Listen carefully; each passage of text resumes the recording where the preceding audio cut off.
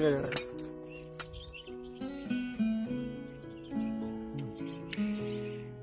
बताइए, आपका नाम क्या है? मेरा नाम रामदत्त। रामदत्त नाम है ना आपका? कहाँ पे रहते हो आप?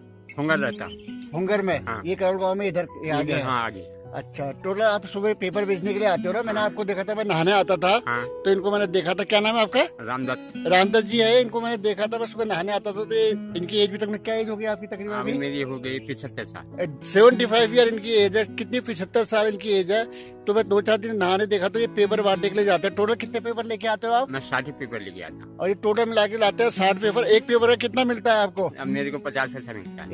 एक पेपर का इनको मिलता है 50 पैसे। 50 पैसे के हिसाब से 60 का मतलब है 60 इंटू 50 इक्वल टू 30 रुपए। 30 रुपए टोटल 30 रुपए टोटल मिलता है। घर में कौन कौन है?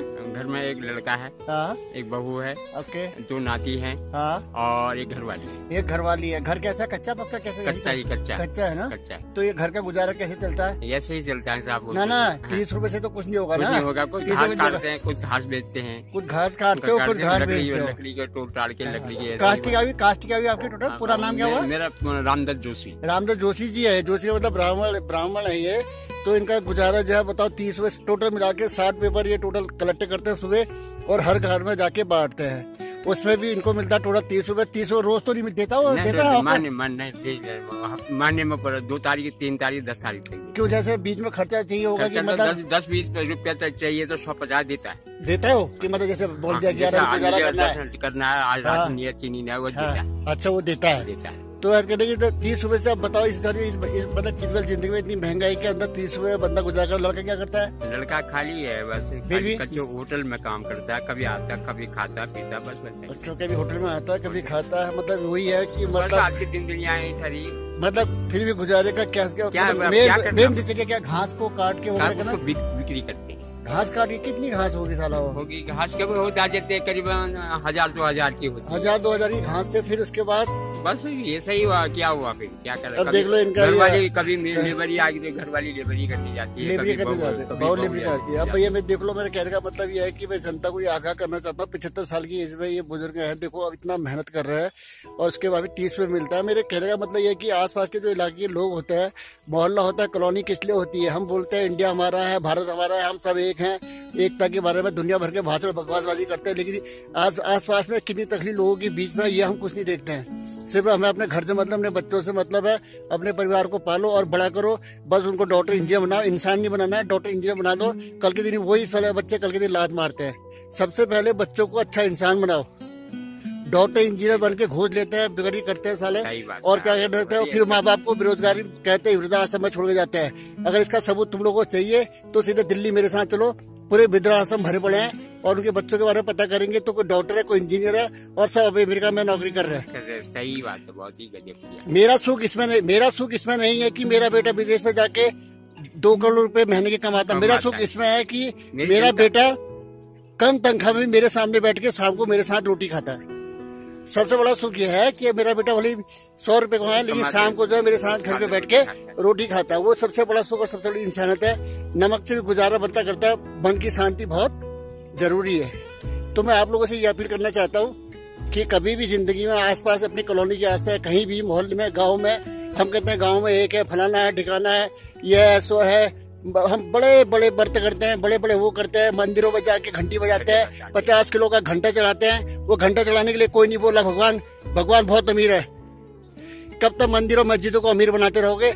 जो आसपास गरीबों को देखो, यहाँ से चले जाते पता नहीं कहाँ जाते हैं, 1000-20,000 रुपए फूक के बकवासबाजी करके वहां से आ जाते हैं। और यहाँ पे अगर कोई बंदा उनको रास्ते में कोई मिलता है उसको इग्नोर करते हैं। ये इस देश की सबसे बड़ी टिपिकल समस्या है और इसका समाधान होना बहुत जरूरी है। जब हम एक दूसरे की फीलिंग को समझेंगे, दर्द को समझेंगे, अपनी औकात के हिसाब से लोगों के लिए जरा हेल्प करेंगे, तभी इस दुनिया में कुछ हो सकता है। मेरी लोगों से अपील है, आसपास आपकी कॉलोनी में, आपके मोहल्ले कहीं भी कोई दिखाई देता है तो उसकी पूरी हेल्प करने की कोशिश करें। अरे आप 1000 रुपए कमा रहे हो तो 100 रुपए नहीं दे सकते उसको? है? तुम बच्चों के लिए दुनिया भर के खिलौने लाते हो, ड्रामा ये वो अल्ट्रासाउंड दुनिया भर का वो लाते हो, डोनेशन देते हो, एटीट्यूड दिखाते हो, बाजारों बारातों में बड़ा बड़ा गिफ्ट देते हो, वो देते हो, लेकिन ऐसे लोगों को आसपास आप इग्नोर कर देते हो।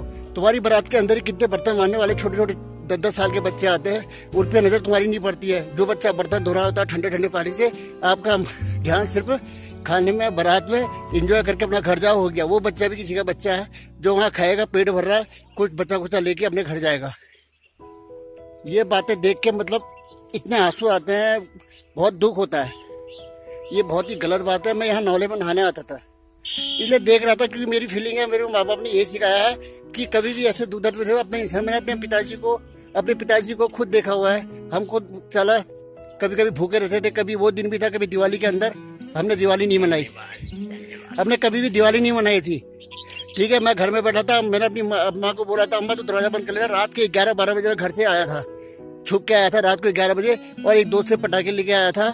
और वो पटाखे मैंने जानबूझ के 11 बजे रात को इसलिए फोड़े क्योंकि लोगों को पता चला कि यहाँ भी दिवाली हुई है। नहीं तो उस दिन बाबू भी कोई भी इंतजाम पैसों का नहीं कर पाए थे।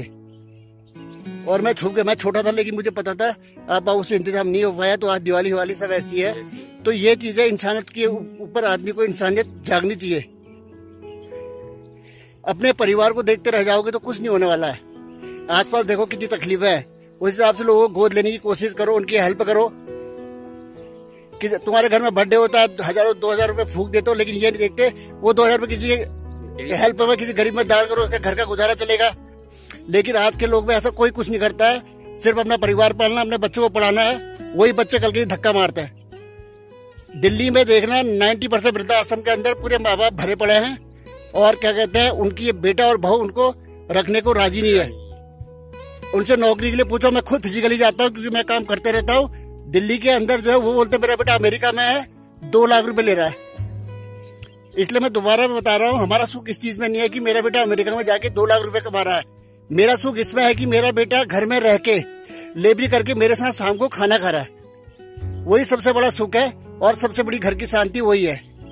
इस वीडियो को मैं यहीं पे क्लोज करता हूँ। और मैंने इनकी जो हेल्प करनी है, मैं अपने हिसाब से छोटा मोटा अपने हिसाब से करूंगा, वो अलग चीज है। और किया भी है मैंने, लेकिन अपने हिसाब से करूंगा, कोई फर्क नहीं पड़ने वाला। मुझे दाल रोटी फिर भी मिलेगी, मैं अपना पाल लूंगा, ऊपर वाला का साया मेरे सिर पे है, गुजारा हो जाएगा। ठीक है, लेकिन ऐसे लोगों को देख के दर्द फीलिंग होनी चाहिए, आत्मा में जरा सा दर्द होना चाहिए, हेटिंग होनी चाहिए।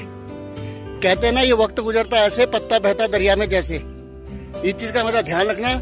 और मेरी आप लोगों से गुजारिश है, रिक्वेस्ट है, और ये चंपावत जिले के अंदर भी लोगों से बहुत ही रिक्वेस्ट और वो करता हूँ, चाहे कहीं भी आप जाओ, कहीं भी जाओ, ऐसे लोगों को देख के अपने हिसाब से उनकी जरा हेल्प करो। यही जो है वैष्णो देवी है, ये साईं बाबा है, ये सब कुछ है, ये सब पूरे मंदिर, एड़ी देवता, जितने भी देवता सब ये लोग हैं। मंदिर में जाके ढिंडोरा पीट के 50 किलो का घंटा चढ़ा के कुछ नहीं होने वाला है।